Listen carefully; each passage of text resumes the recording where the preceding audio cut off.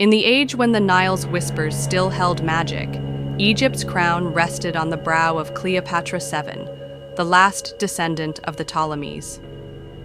Though her blood was Macedonian, her soul was woven from the sands of Kemet, the Black Land.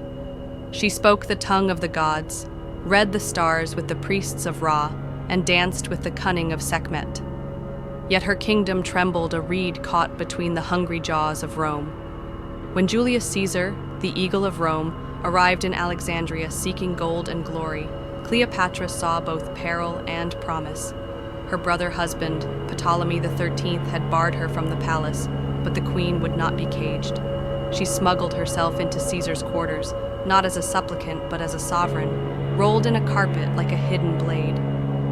"Great Caesar," she purred, her voice honey and iron, "I offer you not just Egypt's gold, but its soul." Caesar, ever the strategist, saw in her a way to tame the Nile.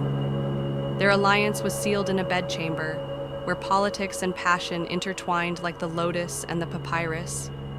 Together, they swept Ptolemy's forces into the Red Sea, and Egypt breathed again. But the gods are jealous of mortal ambition.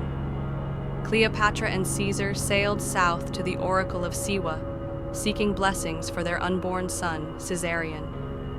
The oasis shimmered like a mirage, and the priests chanted in a tongue older than the pyramids. The oracle's voice boomed, "Beware the eagle's shadow, queen of the Nile. For when Rome's wings eclipse the sun, even the mightiest river cannot quench the thirst of empires." Cleopatra shuddered, but Caesar laughed. "Rome does not fear prophecies," he declared. Yet the queen noticed how the desert wind scattered the eagle feathers she'd placed at the altar. Caesar returned to Rome, his heart split between his republic and his Egyptian queen. But the senators, fearing his power, spilled his blood on the Ides of March. When news reached Alexandria, Cleopatra wept not for Caesar, but for Egypt. "Rome devours its sons," she murmured, "and now it comes for us." She turned to Mark Antony, Caesar's heir in passion, if not in name. Together, they defied Octavian, the new eagle, but at Actium, their ships burned like fallen stars. Antony's sword found his own heart. Cleopatra's asp, coiled in a basket of figs, delivered her to Isis's embrace. As Octavian's legions marched into Alexandria, the Nile turned crimson at sunset, as if mourning its queen. The priests whispered that Cleopatra's spirit joined the stars, a guardian of Egypt's memory. The Romans renamed her lands Aegyptus, but the people never forgot the pharaoh who dared to challenge fate. The storyteller's voice softens.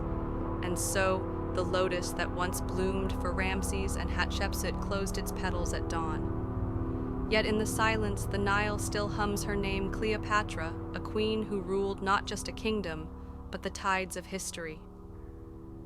The sycamore's leaves rustle, carrying the tale onward as the sun sets over the eternal river.